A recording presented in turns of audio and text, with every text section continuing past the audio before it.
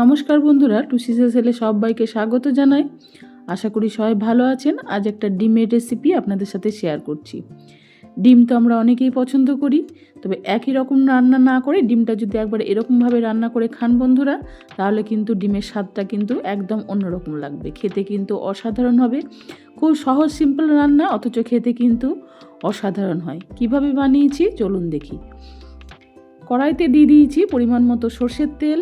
আগের থেকে আমি 3টে ডিম দেখুন একটু ফেটে রেখেছিলাম সামান্য পরিমাণ লবণ আর গোলমরিচ গুঁড়ো দিয়ে। ডিমের মধ্যে আর অন্য কোনো রকম বাড়তি মশলা ব্যবহার করবেন না, শুধু গোলমরিচ গুঁড়ো আর লবণ দিয়ে কিন্তু ডিমটা ফেটে নিয়ে এরমভাবে একটু ভেজে নিতে হবে। ডিমটা ভাজার সময় অবশ্যই গ্যাসের ফ্লেম একদম লো করে রাখবেন, আর লো হিটে ডিমটাকে কিন্তু খুব হালকা করে ভাজতে হবে, যেন ডিম কড়া করে কখনোই ভাজবেন না। কড়াইতে দেওয়ার সঙ্গে সঙ্গে এরকমভাবে যদি একটু উল্টে পাল্টে নাড়িয়ে দেওয়া হয় ডিমটা, তাহলে কিন্তু ডিমটা খুব হালকা মতো ভাজা হবে। আর এরমভাবে খুন্তি দিয়ে ছোট ছোট করে ডিমের পিসগুলো করে নিতে পারবেন। হালকা করে ভাজলে কিন্তু এই রেসিপিটা খেতে খুব ভালো লাগবে। আর এই ডিমটা এরমভাবে ভাজতে সময় লাগবে 1 থেকে 1.5 মিনিট। 1-1.5 মিনিটের মধ্যেই ডিমটা খুব ভালোভাবে দেখুন ভাজা হয়ে গেছে। এবার ডিমটাকে তুলে নিতে হবে। আমার চ্যানেলে যদি নতুন এসে থাকেন বন্ধুরা, আপনাদের কাছে অনুরোধ রইল আমার চ্যানেলটিকে সাবস্ক্রাইব করে আমার পাশে থাকার। পুরনো বন্ধুদের তো পাশে পেয়েছি, নতুন বন্ধুদের আমার পাশে থাকার অনুরোধ জানাই। আবারও কড়াইতে দিয়ে দিয়েছি সর্ষের তেল। এবারে দিয়ে দিয়েছি দেখুন 2 থেকে 3টে কাঁচা লঙ্কা একটু কুচি করে দিয়ে দিয়েছি। যদি পছন্দ করেন কাঁচা লঙ্কা বা ঝালটা পছন্দ করেন তাহলে অবশ্যই কাঁচা লঙ্কাটাই ফোড়ন দেবেন। চাইলে একটু জিরে ফোড়ন দিতে পারেন। আমি কিন্তু আর কাঁচা লঙ্কা ছাড়া অন্য কোনো রকম ফোড়ন এখানে ব্যবহার করিনি।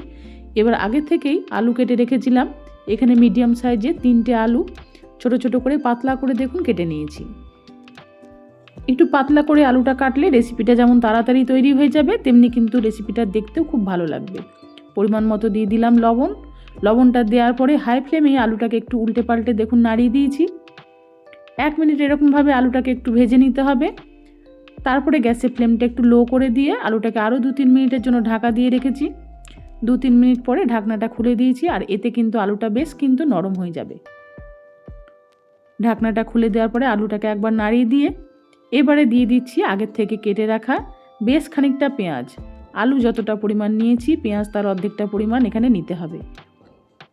পেঁয়াজটাকে একটু লম্বা করে দেখুন কেটেছি। যেহেতু আলুটা লম্বা করে কেটেছি, পেঁয়াজটা একটু লম্বা করে কাটলে রেসিপিটা দেখতে ভালো লাগবে। তারপর ভালো করে আলু পেঁয়াজটাকে আরও একবার ভাজতে হবে। 1-2 মিনিট পেঁয়াজটাকে দেখুন এরকমভাবে একটু উল্টে পাল্টে ভেজে নিয়েছি।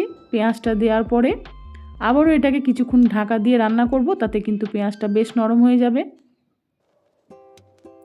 1-1.5 মিনিট একটু ঢাকা দিয়ে রেখেছিলাম।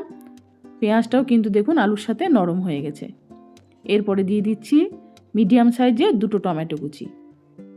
আজকের এই রেসিপিটা তৈরি করেছি খুব কম তেল মশলাতে, অথচ খেতে কিন্তু বেশ ভালো হয় এই রেসিপিটা। আমরা তো সাধারণত ডিম একটু কষা বা ডিমের কারি এইসবই পছন্দ করি, কিন্তু এটা অল্প তেল মশলাতে এই রেসিপিটার স্বাদ কিন্তু বন্ধুরা অসাধারণ হয়। একবার বানিয়ে খেয়ে দেখতে পারেন।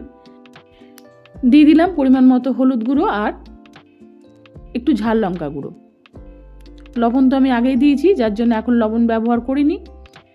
লঙ্কা গুঁড়ো আর হলুদটা দেওয়ার পরে আলু আর পেঁয়াজটাকে টমেটোটাকে খুব ভালো করে আরও কিছুক্ষণ সময় নিয়ে একটু ভাজতে হবে। এভাবে ভাজতে ভাজতে কিন্তু আলু টমেটো পেঁয়াজ এগুলো বেশ ভালোভাবে ভাজা হয়ে যাবে।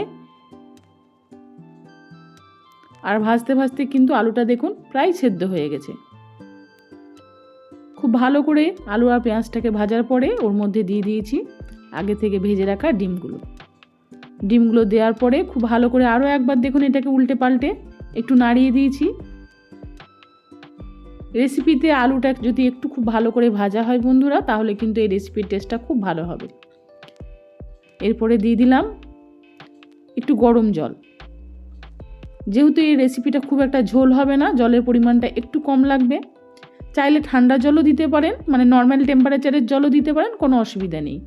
আমি একটু হালকা গরম জল দিয়েছি। এরপরে ঢাকা দিয়ে এটাকে একটু রান্না করে নেব। আর ততক্ষণে দেখুন একটা মশলা তৈরি করে নিচ্ছি। নিয়ে নিচ্ছি 1 মুঠো বাদাম, খুব অল্প পরিমাণে নিয়েছি দেখুন। আর নিয়েছি 1 চামচ মতো 5 ফোড়ন। এটাকে একটু ড্রাই রোস্ট করে নেব একই সাথে। লো টু মিডিয়ামে একদম গ্যাসের ফ্লেমটা রেখে বাদাম আর পাঁচফোড়নটাকে দেখুন ভেজে নিয়েছি। এরকমভাবে ভাজতে ভাজতে যখন বাদামের কালারটা যখন একটু চেঞ্জ হয়ে যাবে, জানবেন এটা ভাজা হয়ে গেছে। এরপর এটাকে নামিয়ে ঠান্ডা করে নিয়ে আপনারা চাইলে শিলে গুঁড়ো করে নিতে পারেন, চাইলে মিক্সিতে গুঁড়ো করে নিতে পারেন। আমি মিক্সিতে গুঁড়ো করে নিয়েছি। এদিকে দেখুন 4-5 মিনিটের মধ্যে ডিম আলুটা বেশ মজে গেছে। আলুগুলো তো প্রায় ভাজতে ভাজতেই সেদ্ধ হয়ে গেছিলো। এরপরে গুঁড়ো করে রাখা ড্রাই রোস্ট মশলাটা দিয়ে দিয়েছি। মশলাটা দেওয়ার পরে খুব ভালো করে একবার নাড়িয়ে দেবো। আর অন্য কোনো রকম বাড়তি মশলা দেখুন এখানে ব্যবহার করলাম না। একদম নতুন স্বাদ পাবেন একবার এই মশলাটা দিয়ে ডিমের এই রেসিপিটা তৈরি করে খেয়ে দেখুন বন্ধুরা। গরম গরম ভাতের সাথেও যেমন ভালো লাগে, আবার চাইলে রুটি, লুচি, পরোটা যেটা আপনারা পছন্দ করেন সেটার সাথেই কিন্তু এটা পরিবেশন করতে পারবেন।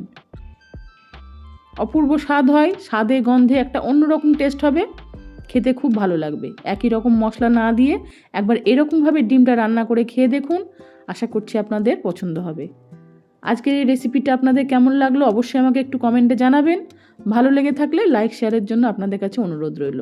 নিজেদের প্রিয়জন বন্ধুবান্ধবদের কাছে রেসিপিটি শেয়ার করে দিয়ে তাদের দেখা সুযোগ করে দিন। আর একবার হলেও অন্তত এই রেসিপিটা বাড়িতে বানিয়ে খান বন্ধুরা। খুব সহজ সাধারণ একটা রেসিপি, খেতে কিন্তু ততটাই অসাধারণ। ফিরে আসবো নতুন পর্বে নতুন রেসিপির সাথে। সবাই ভালো থাকুন, নমস্কার।